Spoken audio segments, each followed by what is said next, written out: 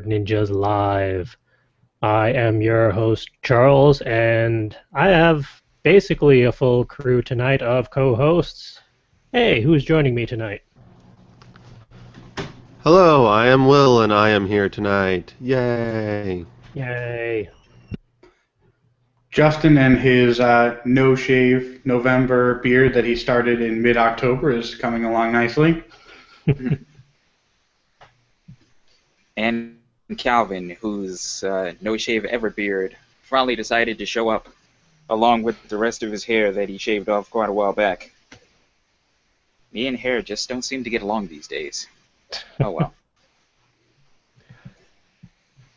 Yes, we are all here, and we're more or less ready for a show, or at least as ready as we can be on Wednesday night. Ready in quotation marks. Yeah. And this week we are discussing the advantages and disadvantages of speed. And we're not talking about the speed force or some sort of narcotic, although... Ooh, I had to change my show notes. Hold on. Yeah, I tried to warn you beforehand, but I just couldn't get you. Well, I was too busy doing the speed. Yeah, but yeah, this week we're talking about speed in regards to writing, reading, other creative endeavors. Does it help? Does it hinder? How do you find the right speed? All that good stuff. And if you check out the show notes over on fcwriters.com for this episode, you will see a hyperlink to an article that kind of instigated this talking point in regards to using technology to break the speed barrier of reading. And I tried to figure out how we could apply that to writing and drawing and creating music and other shenanigans that we tend to get up to. We're not actually going to go into full detail in regards to that article. It's just linked there for reference and fun reading when you all get a moment. What I would prefer to do is open it up for discussion with the whole crew as to what do you consider to be good speeds or bad speeds in regards to the creative works that you do. Begin with the talking and the words putting into sentences doing. So And do it speedily. the article is very. It's funny. It's scientific and in depth, but it's actually very readable to even people who don't have a sciencey background. And the article actually was related to stuff that I've been working on recently, doing a whole bunch of web design. One of the little articles that I wrote about web design was talking about the width of a paragraph and how many words you should fit on a line for easy reading. And they actually talk about that in this article. Too long and you end up, repeating the same line over and over again. When you get to the front of the line, you lose track. And too short, you end up breaking up the sentence and losing a lot of context that way. So there's a nice middle ground that they recommend. And they talk about that somewhat in this article, although the article does mention a whole bunch of other different techniques, like popping up words one by one really rapidly. The cool takeaway I got from the article is that your brain actually has like an overflow buffer as you start getting that information. So what they did is they did an experiment where they popped words really fast on the screen, and you had to do reading comprehension. And while the words were popping up, they were measuring brain scans, and your brain would like start flashing rapidly, in the learning, reading sections of the brain. But then as they kept increasing the speed more and more, eventually the brain centers actually broke down and a whole nother part of the brain lit up as it was trying to handle that overflow data. So I thought that was really cool, something that I didn't realize our brains had the capability of. We actually, in one of the previous episodes, talked about a website that was creating an app or software where it would just quickly flash through one line of text a lot faster than any other e-reader or other software could, and yet it was still easily comprehensible, whatever, which conveniently ties into this, but it was dozens of episodes ago. so I couldn't track it down conveniently. But yeah, the article had a lot of cool stuff in it. I definitely recommend a read for anyone listening on that. And the article is focused not a whole lot on creativity, but on information obtainment and trying to collect information as quickly as possible. Uh, but I sort of took what they talked about and kind of ran with it a little bit. Let me get up to my notes. Okay, Did so you do it in a speedy manner? yes, I did. Uh, so there's a few great things about reading and doing creative works fast, and there are definitely some downsides. Um, One thing that I thought about on the artistic side of things is we did lessons every day when I was taking an art class over the summer, many years ago, and we were doing speed charcoal drawings where we would have this big piece of paper and this big chunk of charcoal, and we would look at like a pear on a plate, and we would have like 30 seconds to do as much of the pear as detailed as possible. And that was an interesting activity because it sort of taught you to work more on instinct when you're doing art and not on working on meticulous detail. And this helped me a lot because my hands are really shaky, uh, so when I like try to draw a really nice curved line, it ends up looking like a frequency wave all the way around. But if I draw things, fast and with controlled motion, I actually do a lot better. Feel the reflection and the depth sort of on a different level, sort of almost subconsciously. When it come when it comes to writing, however, there's good reasons to go fast and bad reasons to go fast. Uh, this is appropriate because it's National Novel Writing Month, and Yeah, where so does that fit in? occasionally, when you're way behind by like 15,000 words and you need to catch up, you have to write hard and fast. And word sprints are a really good way to do that, especially when you're competing with other people. Um, and while it's great to get rid of the goal count, it also kind of helps open up your creative floodgates. You don't second guess yourself, and you just whatever comes up in your head, you have to put it down on paper, or you're not going to be able to keep up. And while that is not always useful, you can sometimes pick up some things that you wouldn't otherwise. If you don't start a train of thought, it won't lead you to a destination that's useful, even if the initial train of thought is pretty awful. Mhm. Uh, on the other hand, I was thinking about reading, and while reading information books and trying to get as much information as possible, it could be useful. I don't think you can get full comprehension even doing that. I do a lot of engineering, so there's a lot of like logic that goes behind all the reading. It's not necessarily just like rote memorization and information that has to go in. So I might be a little biased in that respect. But even in reading fiction, I find it akin to wolfing down food and not actually savoring what you're eating. Uh, and that's sort of tragic when you're reading fiction. You really want to get into the book and into the lore and into the world. If you start blasting through everything so quickly, it'll be over before you know it.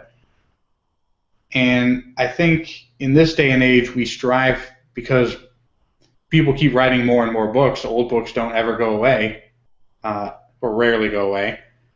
There's just so much content we can't fit it all in our life schedule. So we have to make decisions. And much like how I listen to podcasts at 25% increased speed, a lot of people like to read a lot faster so that they can get more story in. But I feel like you have to be careful because you start losing a little bit of the depth. And especially if you're a writer, you really want to sit down and kind of critically analyze what you're reading so that you can sort of help your own writing. The two tips for writing are write more and read more. And that's kind of how you become a good writer. Do And you if do you them simultaneously? Actually, I do occasionally. Not necessarily write my own fiction, but I will take notes on books and write out passages that I find really nice. The Kindle's really cool because you can actually highlight stuff.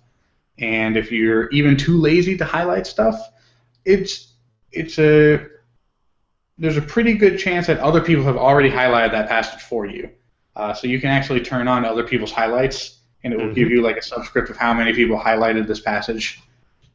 So it kind of gives you a nice little cliff notes of the book. But again, I would like to slow it down and think about what I'm reading and kind of think about the writing style while I'm reading. Although it's very hard for me to do both of those at the same time, which is kind of why I've slowed down to a screeching halt trying to read. I feel like I need to start reading things twice, once to enjoy it and once to analyze it. I feel that I was just going to say you were doing some book reviews, CJ. Maybe you can give me some advice on that. Sure. I was actually going to add, it feels like it's a growing trend that not just with reading, but writing and reviewing stuff and playing games, people are just powering through stuff because there's so much content out there. And it's, I don't know if it would be growing exponentially necessarily, but definitely on an upward curve. I mean, we talked about it a bit, I believe, on last week's podcast when we talked about gaming. There's a lot of people out there where thankfully they get advanced review copies so they can take the time to power through stuff for recordings and for what they need to do, but then they can play it again to actually enjoy the story or the audio or the visuals and all that stuff. If you're reviewing a book, chances are you're going to power through it because you have a whole stack of books to read, like I have an entire bookshelf of books to read. My shelf is starting to match yours at this point with all the books I've been collecting. It's disconcerting how much content there is out there that we all want to consume, either because it legitimately interests us or because it's from an author we're familiar with, an imprint we're familiar with, just part of the genre we enjoy. We don't have enough time to actually go through all of the content and creations out there that we would like to. In that aspect, do any of you feel like there's like a FOMO aspect on top of everything else, fear of missing out? Absolutely, that's how I live my life. Definitely. Because that's exactly what it sounds like, and I'm absolutely with you on that. But unfortunately, given the 8 million things that I do and the 8 million things that go on in my head in any given second, including this very second, I like literally have no time, and I just feel like I miss out on everything. But what can you do besides cram everything? Besides try to cram and get nothing out of it, like Justin mentioned earlier.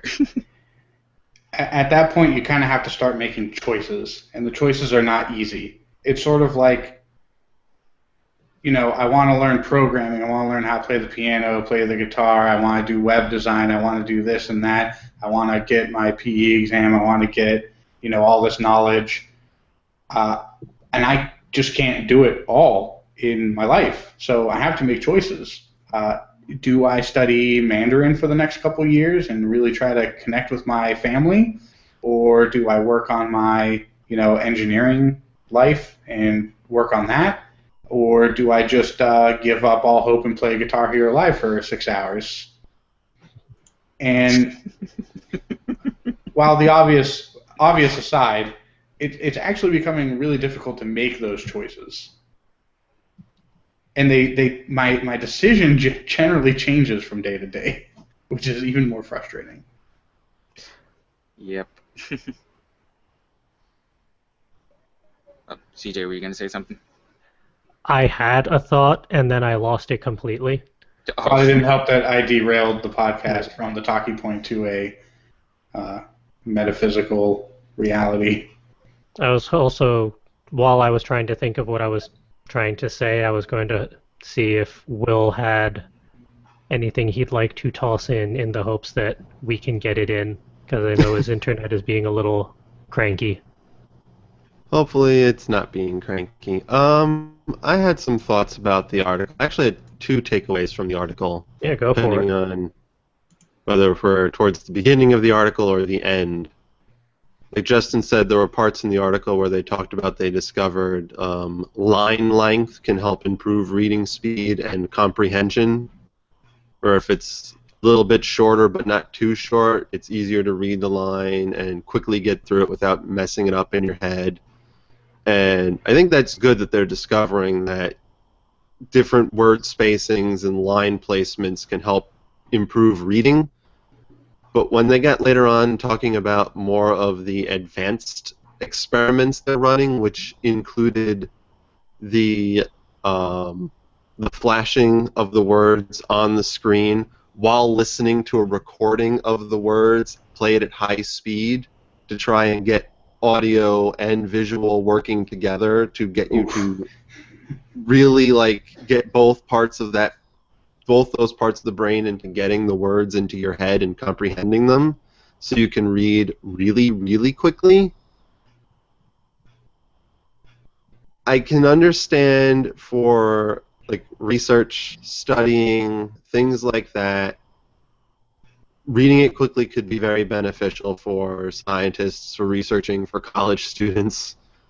But for recreational reading, reading like fiction for fun, that doesn't sound like fun.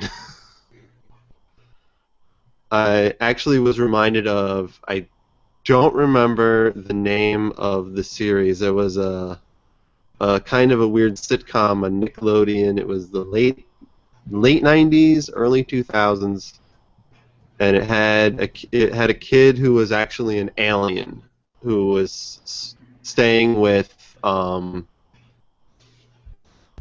a human family, and one of the alien abilities he had was he could put his hand on a book, and in a matter of seconds, all of the contents of the book would be memorized in his head. The Journey of Alan Strange. Yeah, that one. And there was one episode where he was trying to do that with work of fiction. I don't remember which work of fiction. And he had, because he was going to school, high school as a facade, and he had gathered all the information from the book and handed in a book report for class and got an F on the paper and didn't understand why. And the human he was living with told him, you have to read the book to comprehend it.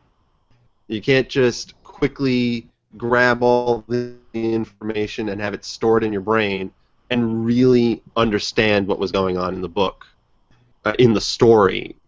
You can't really get that kind of, what was the word I used for it? Immersion. You can't really get the same immersion if you just quickly absorb the book as opposed to taking your time to really read it at your own pace and take your time to really understand it. Right, at a certain point, you might as well just read the Wikipedia article on the book. Yeah, if you just want the basic takeaway, go to Wikipedia or something like that. But if you really want to read a book for fun and really understand it, then you have to take the time to read it at your own pace. And I wonder how much art you lose speed reading. You know, the writing is not easy, and there's definitely an art to it in word form and wordplay and flow. And speed reading, it's kind of like you take all of that away, and all of a sudden you're just eating bread and drinking water instead of actually having some sort of meal.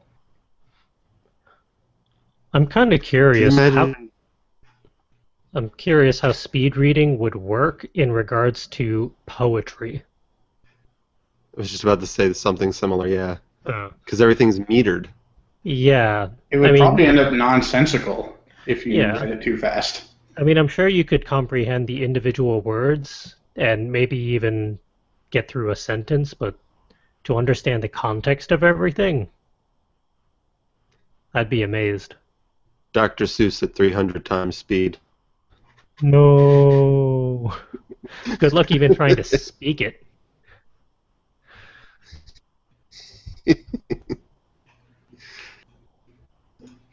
When it does come to creating art, I think like it's good to go at your own pace, but it as part of just improving your art or your writing style, it's okay to try and be faster, but you have to gauge speed with mistakes. 'Cause I know Mm, when I'm writing, the faster I type, the more mistakes I make, which means the more backtracking I have to go to fix spelling mistakes. I know stuff like NaNoWriMo is a good example for that, because a lot of people speed write in order to make word count, because everyone has limited time. Same for Inktober, or uh, I know there's like a 24-hour comic book Hmm. writing challenge. I forget the specific name. I don't remember the name, but I remember, yeah, 24-hour comic Yeah. day or something like that. I know I have a couple of friends who participate in it. I'm just blanking on the name. And there's countless challenges and whatnot out there for that style, where sometimes the speed helps because it loosens up your inner editor or inner critic, and you can actually get a draft down. It's the whole editing and revision and cleaning up process that may be lengthened because of it. Mm-hmm. And before I Yeah. forget, I just wanted to tie back into what I mentioned earlier that I couldn't remember the name of. The website that we referenced in an earlier podcast is Spritz Inc., where they do speed reading technology. SPRITZINC.com. We'll add it to the show notes accordingly.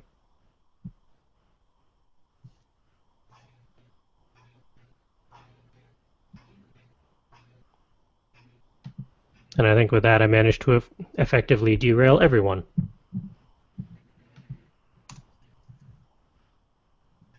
I think we cleaned up the topic. Definitely. In record time. So we're speedy when it comes to talking about topics related to speed. Uh, the only Calvin, what other, about music production?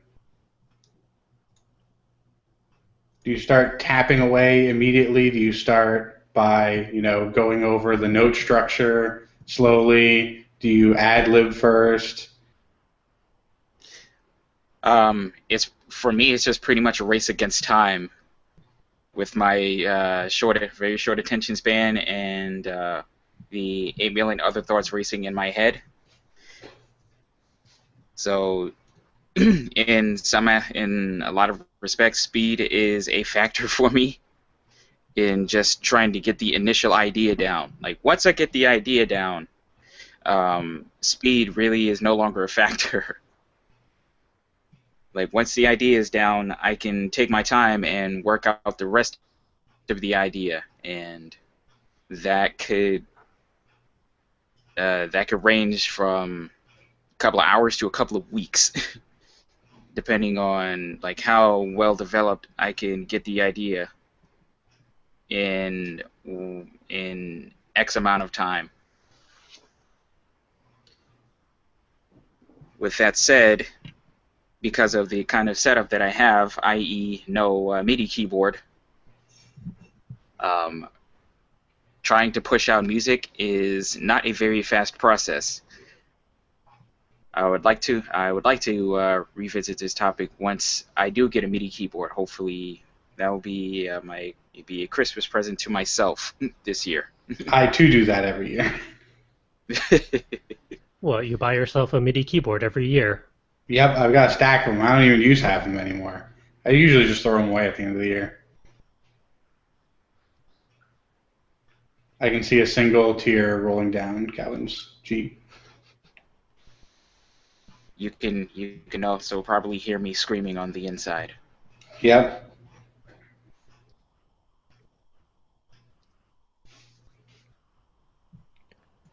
But we'll see how my workflow changes once the keyboard actually comes along. As Lord knows, I do need one. I've needed one for like the last 10 years. Yeah, give or take.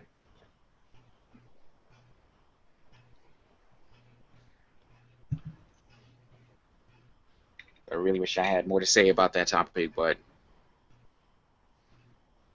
speed is usually my friend if I want to get a song at the very least started.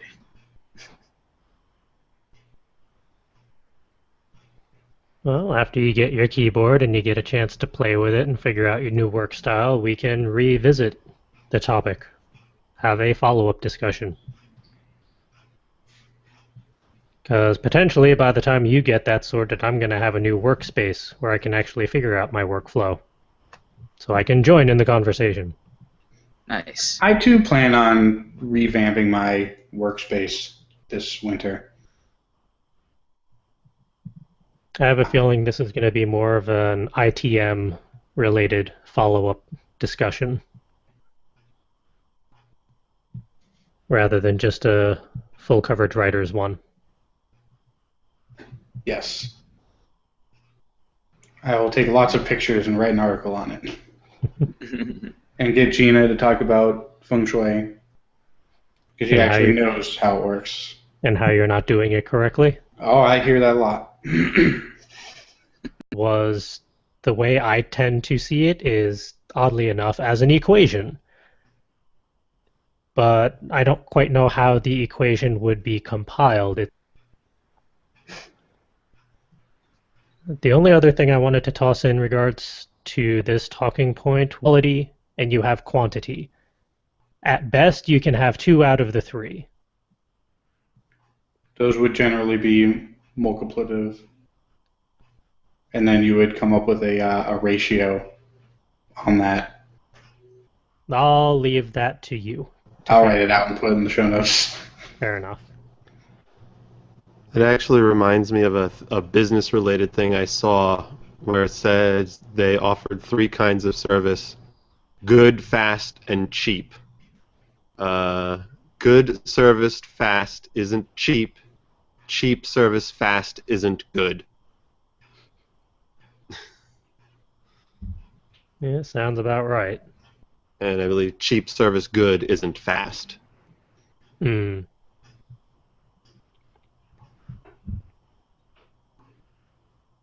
Any wrap-up thoughts in regards to this talkie point before we migrate on? Work in engineering can confirm.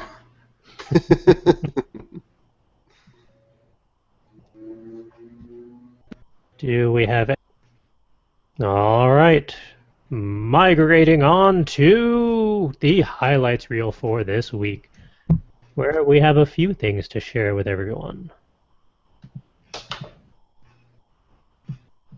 So first off is an article about Taylor Swift, who apparently donated 25,000 scholastic books to New York City schools, which is pretty impressive and pretty cool. Yeah, I'm trying to remember where she went through. There's an actual charity or cause. Scholastic Possible Fund. Yes. Is apparently the one she went through. So 25 schools will get 1,000 new children's books through the fund. Yep. I think it's 25 New York City schools with 1,000 books each. That's a lot of books per school, but then considering the head count of some New York schools, it balances out, I presume. Yeah.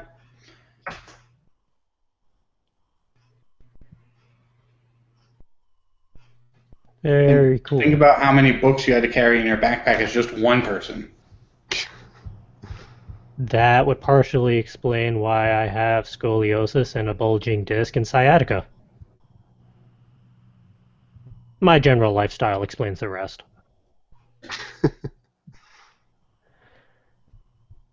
Next. I liked some of the stats in that article. Sorry. No. About let's see what's some of them in there.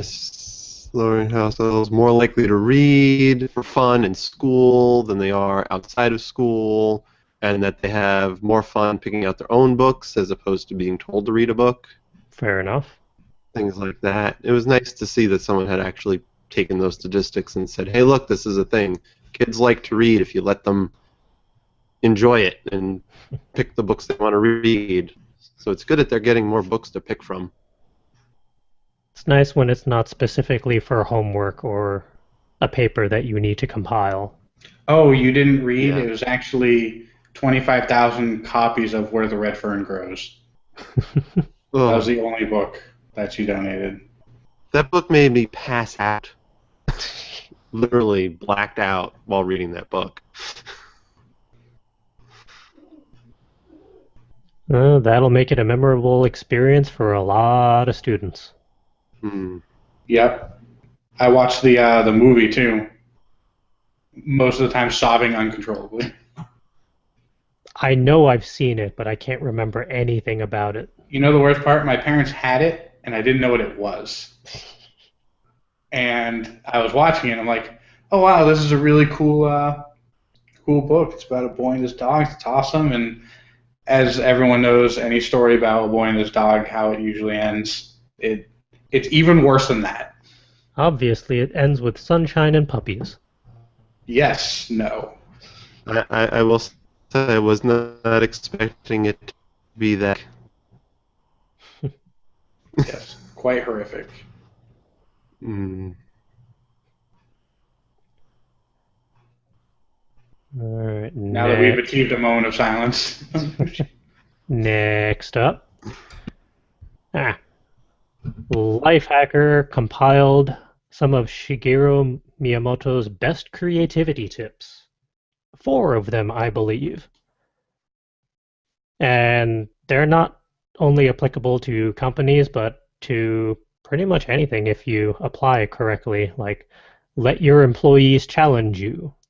Well, my crew challenges me on a daily basis, so I've already got that one covered. Ignore profits.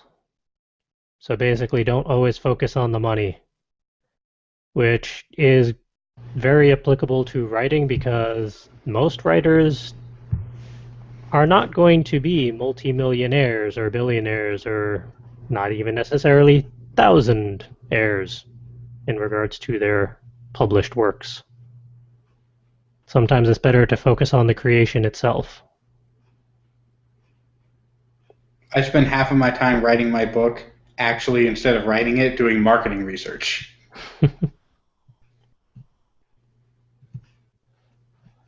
How can you market a book that isn't written yet?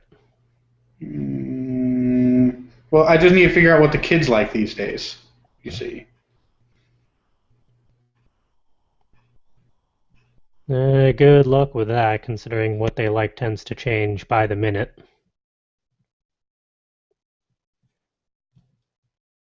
The next tip up was be open to inspiration from anywhere, which is very applicable to all creative endeavors, because inspiration really is everywhere.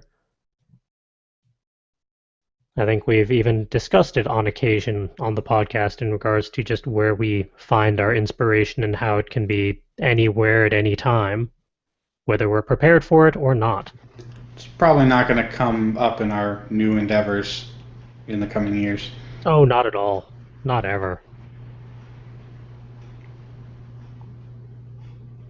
And the last one, don't compare yourself to others. Don't focus so much on what other writers are doing, what other published authors have created. Focus on your own works, your own stories, your own ideas. Put your own spin on it and make it completely your own, because no one else can do that, only you. And nuts to everyone else. There's a certain level of dumb luck in all creative endeavors when it comes to crossing that threshold between having no one know you or are familiar with your work at all, and all of a sudden just exploding. There are ways that you can kind of up the odds, but a fair portion of that is luck.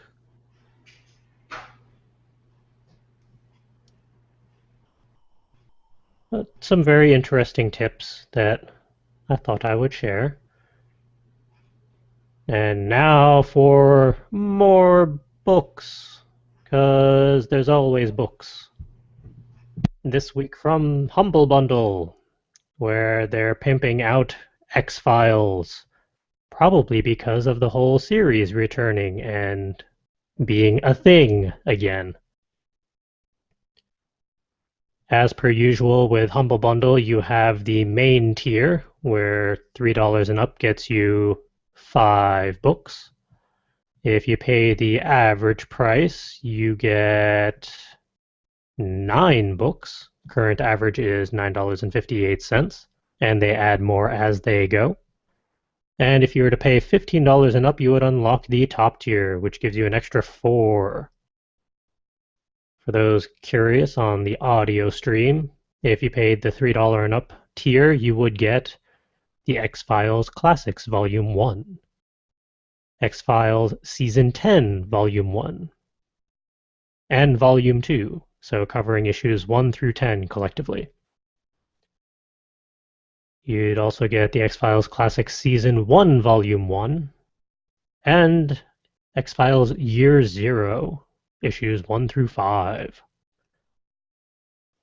If you up your payment to the average, currently $9.58, you would also obtain X-Files Classics Volumes 2, 3, and 4, along with Season 10, Volume 3, Volume 4, so issues 11 through 20, X-Files Classics Season 1, Volume 2, X-Files Archives Volume 1, Whirlwind and Ruins, along with the X-Files Annual 2015, and whatever they happen to add as they go before the time runs out.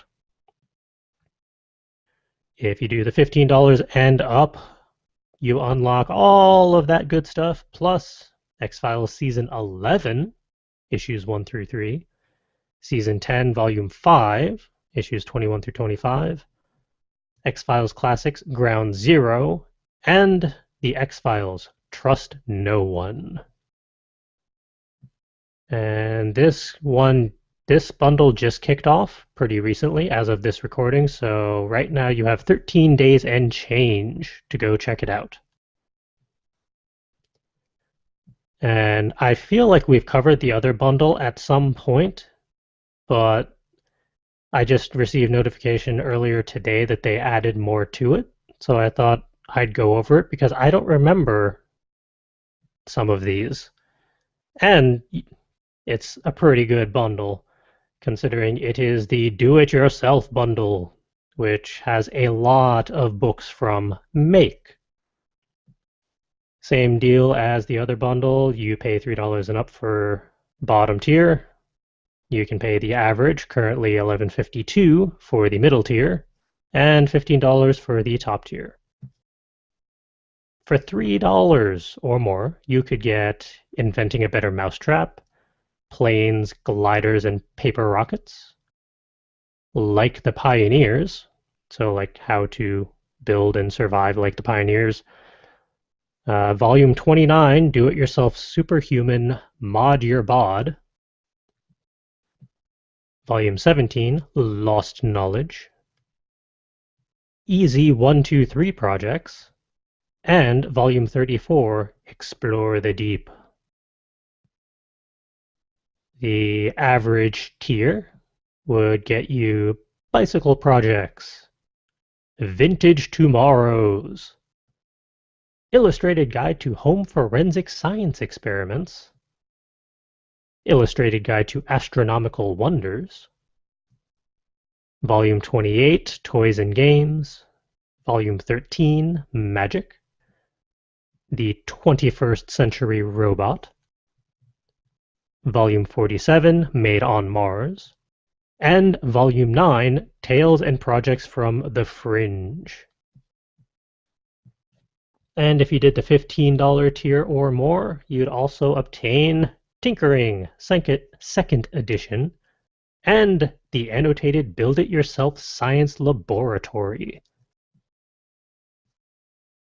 And this one only has 6 days left and change as of this recording, because it has been running for a little while. So go check them out.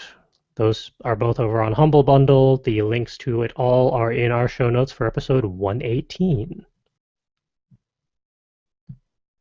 And with that, hey, let's talk about inspiration and productivity and stuff that's been going on over the past week or so. Because it's been a filled week. Things have happened. Stuff has transpired. I am still pushing forward on my Operation New Adventure, primarily for next year, hopefully, but as with most things, that is a slow burn, and that is going to take a while, it looks like, for better or worse. I've also been in the process of compiling the 2016 content roadmap, stealing some of Justin's terminology from some meetings we've had, to kind of figure out just what are we putting together for next year for all you fabulous people. And the answer is a lot. Because our calendar is already half filled, at least with what's going to happen when, and we're slowly working on topics and ideas and who we're going to be poking and recording and doing stuff with. And slowing some of all that down is physical therapy is just plain unpleasant. And it is throwing off my energy levels and ability to move.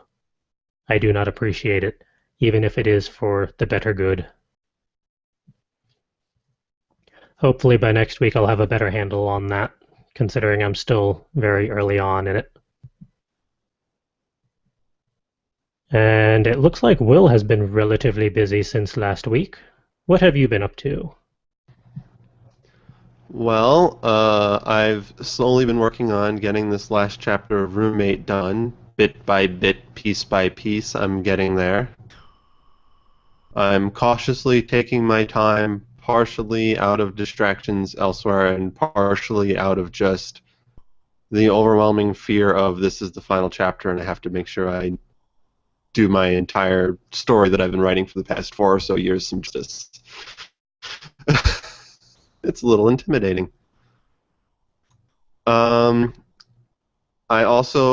I believe last podcast I mentioned I got Undertale. Well, I've finished Undertale.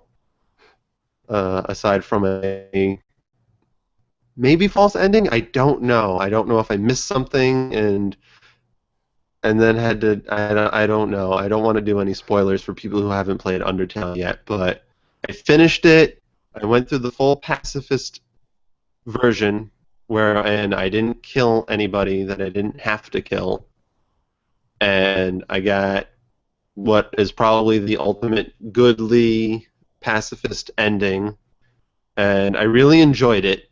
And I know there's a different story path that you can take if you kill everybody, but I don't know if I have the heart to do that because I really like the ending I got, and while I know the other ending is probably really cool and interesting, and the other story is probably very different, I don't know if I can bring myself to do that. Especially at the end of the game, when you start the game up again, an NPC pops up and says, "Oh hey, everybody is all happy. You got the perfect ending, and everybody's happy and everything's good." But I mean, you could reset the game and set everything back to the way it was when everyone was miserable. I mean, I won't stop you. I'll take care of it, Will. I'll murder everyone in my path. Murder everyone. I know that other people have. If I really care, I may just go online and be like, all right, just show me a genocide run and let me see what happens. Obviously, as a pacifist, it's all sunshine and puppies.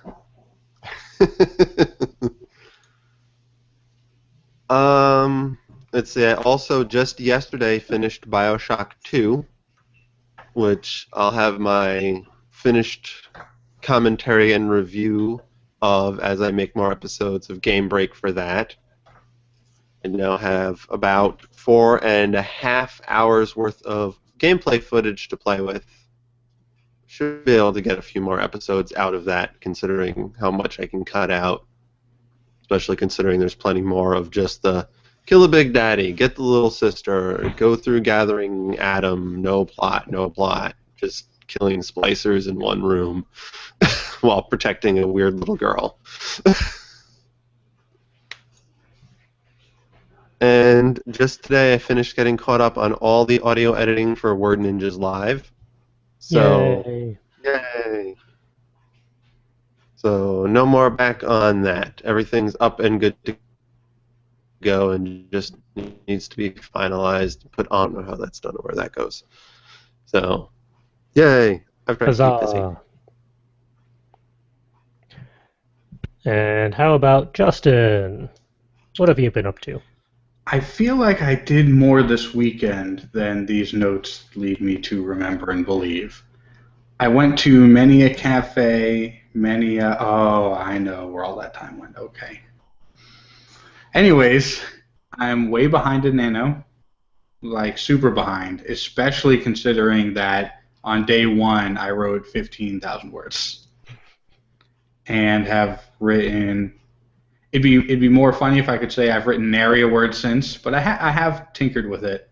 But this weekend is pretty much fully cleared for full writing, probably 2 12-hour days back to back. If I'm lucky, I'll just finish the novel this weekend, and then we'll have to worry about it ever again. So is it convenient or inconvenient that we don't have scheduled write-ins for this weekend? It's convenient because if you remember, I don't do well writing while other people are talking. I can get inspiration and be part of a conversation, but when it comes to actually sitting down and writing, I need to be alone in a, I was about to say hypodermic chamber, but that would be horrible. What word am I thinking of? Hyperbaric? Hyperbaric. Yeah. Yes. Yes? That's the one where you go into liquid and it's at room temperature and you're just floating there? Unless you're thinking of the hyperbolic time chamber. No, I'm not thinking of that, although I was thinking of that at some point. Anyway, so it sucks, but I'm going to catch up because it's my 10th year anniversary as far as I can calculate, and I already bought my winner's t-shirt, so I better fucking finish this novel. The business plan is well on its way. After talking with CJ, we've kind of split up a couple of the sections to flesh it out, and I think after talking to the full crew as we approach the end of November, we'll be able to get something done. And I'm happy with where we are now. I think we're a little behind schedule where I'd like to be, but I think we're doing fine. And also, I reached a weight milestone. I now weigh less than I have in the last 8 years since I've graduated college. And that's a pretty big deal for me. And I'm basically on track to keep losing weight. And I think I can be, at the rate I'm going now, I can be at my goal weight by the time I go on a family cruise. So that will be the first time that my parents see me since morbidly obese Justin. So that will be a fun surprise. Hopefully the goal weight is not 0. It is not. Or like -5. Nope, that's not a thing that can happen. Can't have negative volume. -12.5?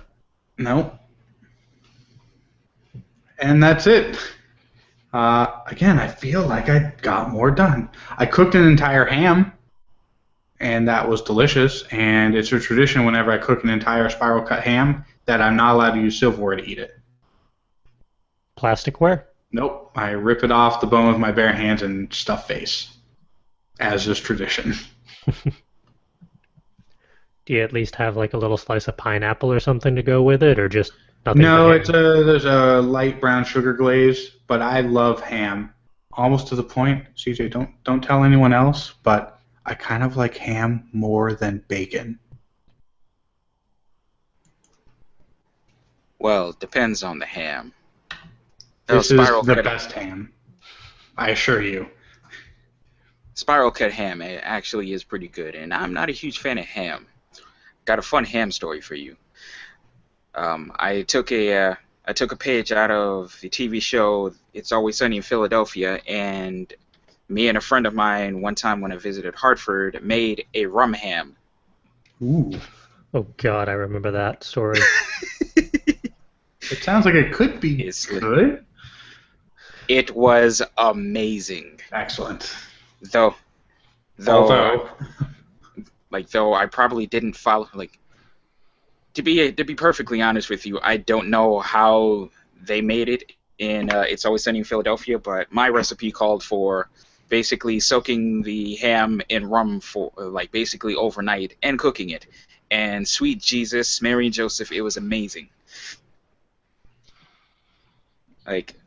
10 out of 10 would cook again. wow. Maybe And I'll try that for Christmas this year. Get yourself a nice good brown rum, like Caribbean rum is best. Sailor Jerry's, got it. Oh Lord. Have fun with that one. I have in the past.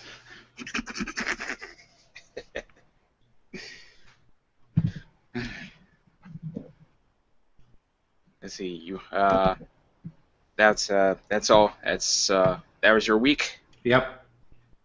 Cool.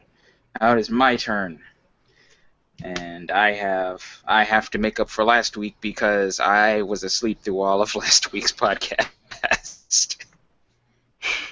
But for good reason. Last week, me and my organization participated in the New York City Veterans Day Parade. And I got super lucky and got a media badge.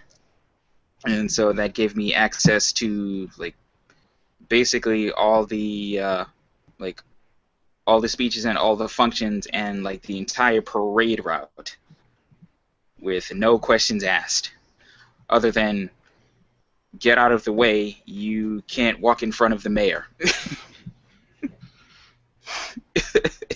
Fair enough. Yeah, that was the one drawback. You need a press badge for that one. Just keep that one in mind. Press badge, yes. Media badge, no. But other than that, me and a coworker with our cameras traversed the entire parade route at least twice, just taking pictures of everything and everyone, which was pretty awesome. And I got a whole lot out of that one, especially confidence wise, because I just walked around and flashed the media badge, took pictures. Everybody waved and smiled at me. Everybody was happy to see me. Then again, to be fair, everybody was happy to see everyone. It was a very joyous occasion. It was a very, very special day, especially if you know at least one person who is either active duty or has been in the military. So it was a very special day, especially for my organization, and it was a wonderful day. Got to meet a lot of people. Got to flex my media badge muscle. And then I went home and died because I basically ran nonstop between 9:30 and 4 o'clock. And you didn't have any of us there to throw food or water at you. Well, that's where the Red Cross came in. Red Cross actually walked around with cookies and other various snacks to give out to the people in the parade route. So that was very nice. Nice.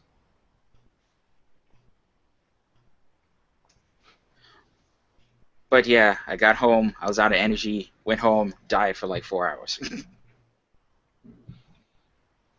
Well, I think you earned it. So that was the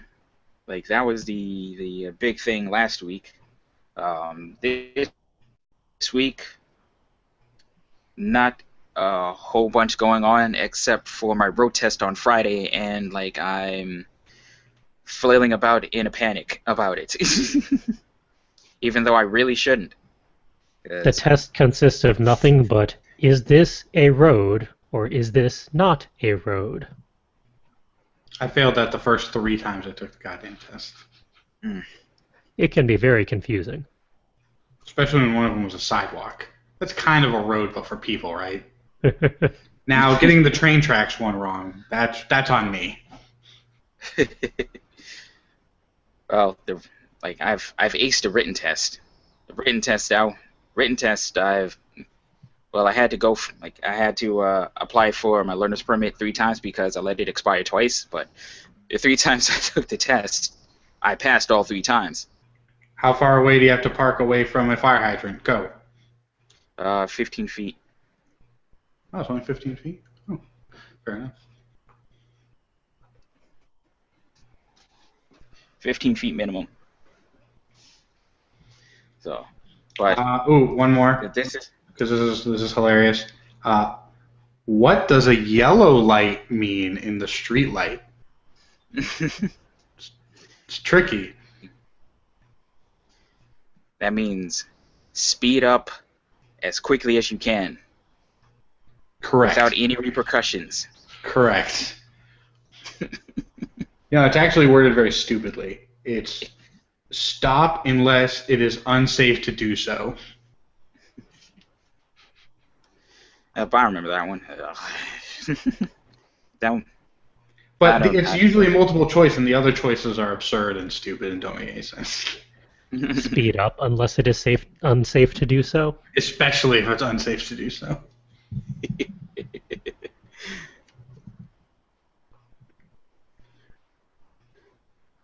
But yeah, road test, bright and early Friday morning. I did myself a favor and took the day off. That's in case no matter what happens, I get to stay home and either wallow in victory or wallow in sadness. Or And do a that's- victory lap. Once you get your license in hand, it's bad form to do a burnout right in front of the DMV on the way out. Especially because in New York you have the point system, so that's like 1 point on your driver's license after 45 seconds of having it. What about donuts? Doing donuts in the street? In the street is fine as long as it's in an intersection. That's good to know, as long as you're not blocking the box. Right, exactly.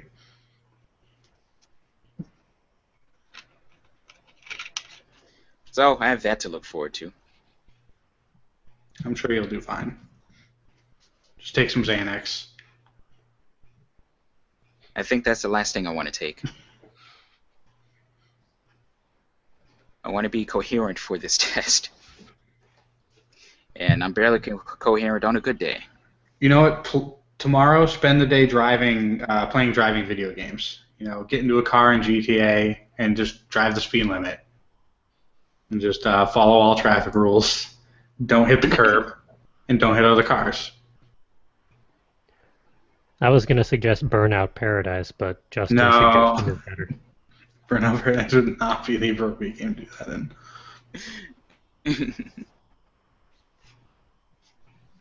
That reminds me, I need to finish Burnout Paradise. I at one point unlocked every single car in the game and then lost the save file. Ooh. Yeah, my life is bad.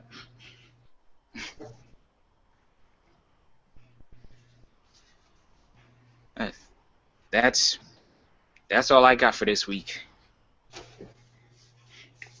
And that's all we've got for this week. Almost. Yeah, pretty much. I mean, it's still nano season for about 2 more weeks.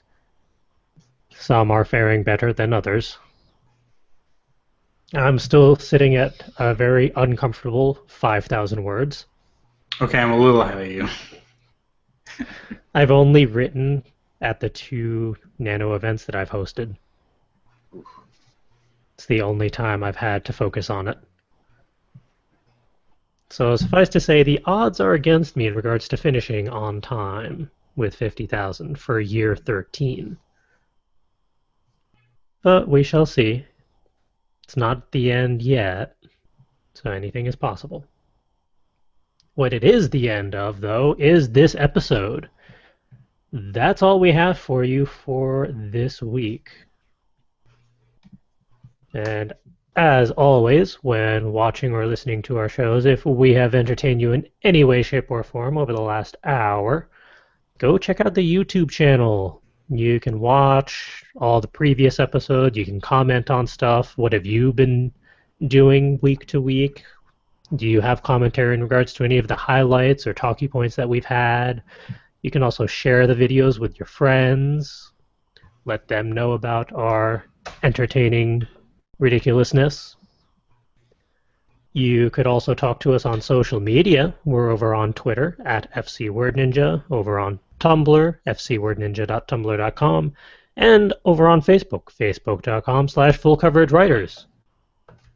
And if you're feeling extra generous, or you just need something to pass the time with, you can go check out our Etsy store, which is etsy.com/shop/fullcoveragewriters, where we have all sorts of shiny baubles available for sale, either for you or potentially for a friend, because it is the holidays, and seeing as Christmas stuff has been up for before Halloween, and the Salvation Army is already out en force, I think it's fair that you can start gift shopping at this point. I think at this point all bets are off, really. All the holidays have blended together into Christmas, Kwanzaa. So go check out the Etsy store, see if there's some shiny baubles that would be of interest for you or someone else. And hey, if you want to track me down, not even my crew can do that lately. But your best bet is my Tumblr, fancypantswolf.tumblr.com. Where can people find everyone else? Starting with Will. You can mostly find me on my Tumblr page at darkhom.tumblr.com. That's spelled DARKHOM.tumblr.com. You can sometimes find me when I remember to update it, my writing blog at myroommatesastripper.tumblr.com, and you can support me on my Patreon page at patreon.com/darkhom. And how about Justin? You can find me on my website and Tumblr, mechanicaljustin.com. You can find me on Twitter now at MJOnTap. And you can find me on Twitch when I'm live streaming at MechanicalJustin. Join up and follow those accounts now so that you get all the updates right away. And rounding us out, the Calvin. Where can people track you down? At the DMV. Either laughing or crying, depending on how it goes on Friday. But other than that, Instagram is your best bet, at CCWII. Everything else is a crapshoot at this point. Fair enough. And with that, hey, that's a show. That's all we've got. Time to run away and go do creative things, like maybe Nano or one of the 50 billion projects that we have for next year. Sleep. Nah, who does that anymore? Well, it's next year's project. Oh. Well, you're not allowed to get ahead. Well, so I'm not going to do it now. Thank you all for joining us for episode 118. Come back next Wednesday for episode 119, where we talk about how do you actually finish a project, whether it be writing or an art piece or musical piece or anything else that you happen to be poking at. How do you know when it is done? Tune in next Wednesday to find out. But until then, go write some words, go make a masterpiece, go have some fun, go be creative. go sleep because we're not going to have time to, so someone should. Until next time, everyone.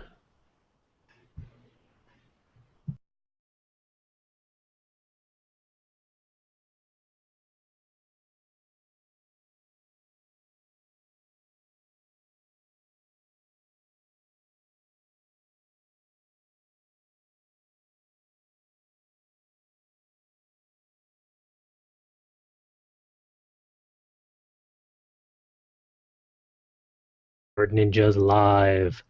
I am your host, Charles, and I have basically a full crew tonight of co-hosts. Hey, who's joining me tonight? Hello, I am Will, and I am here tonight. Yay! Yay. Justin and his no-shave November beard that he started in mid-October is coming along nicely. And Calvin, whose no-shave ever beard finally decided to show up, along with the rest of his hair that he shaved off quite a while back. Me and hair just don't seem to get along these days. Oh well. Yes, we are all here, and we're more or less ready for a show, or at least as ready as we can be on Wednesday night. Ready in quotation marks. Yeah. And this week we are discussing the advantages and disadvantages of speed. And we're not talking about the speed force or some sort of narcotic, although... Ooh, I have to change my show notes. Hold on. Yeah, Reading comprehension. And while the words were popping up, they were measuring brain scans. And your brain would like start flashing rapidly, in the learning, reading sections of the brain. But then as they kept increasing the speed more and more, eventually the brain centers actually broke down and a whole nother part of the brain lit up as it was trying to handle that overflow data. So I thought that was really cool, something that I didn't realize our brains have the capability of. we actually, in one of the previous episodes, talked about a website that was creating an app or software where it would just quickly flash through one line of text a lot faster than any other e-reader or other software could, and yet it was still easily comprehensible, or comprehensible, whatever, which conveniently ties into this, but it was dozens of episodes ago, so I couldn't track it down conveniently. But yeah, the article had a lot of cool stuff in it. I definitely recommend a read for anyone listening on that. And the article is focused not a whole lot on creativity, but on information obtainment and trying to collect information as quickly as possible. But I sort of took what they talked about and kind of ran with it a little bit. Let me get up to my notes. Okay, so... Did you do it in a speedy manner? Yes, I did. So there's a few great things about reading and doing creative works fast, and there are definitely some downsides. One thing that I thought about on the artistic side of things is we did lessons every day when I was taking an art class over the summer, many, many years ago, and we were doing speed charcoal drawings, where we would have this big piece of paper and this big chunk of charcoal, and we would look at like a pear on a plate, and we would have like 30 seconds to do as much of the pear as detailed as possible.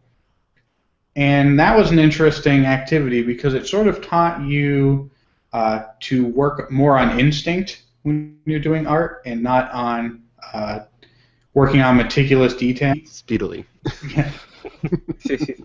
The article is very, it's funny, it's scientific and in-depth, but it's actually very readable to even people who don't have a sciencey background. And the article actually was related to stuff that I've been working on recently, doing a whole bunch of web design. One of the little articles that I wrote about web design was talking about the width of a paragraph and how many words you should fit on a line for easy reading. And they actually talk about that in this article. Too long and you end up, repeating the same line over and over again. When you get to the front of the line, you lose track. And too short, you end up breaking up the sentence and losing a lot of context that way. So there's a nice middle ground that they recommend. And they talk about that somewhat in this article, although the article does mention a whole bunch of other different techniques, like popping up words one by one really rapidly. The cool takeaway I got from the article is that your brain actually has like an overflow buffer as you start getting that information. So what they did is they did an experiment where they popped words really fast on the screen, and you had to do. I tried to warn you beforehand, but I just couldn't get you. Well, I was too busy doing the speed. Yeah, but yeah, this week we're talking about speed in regards to writing, reading, other creative endeavors. Does it help? Does it hinder? How do you find the right speed? All that good stuff.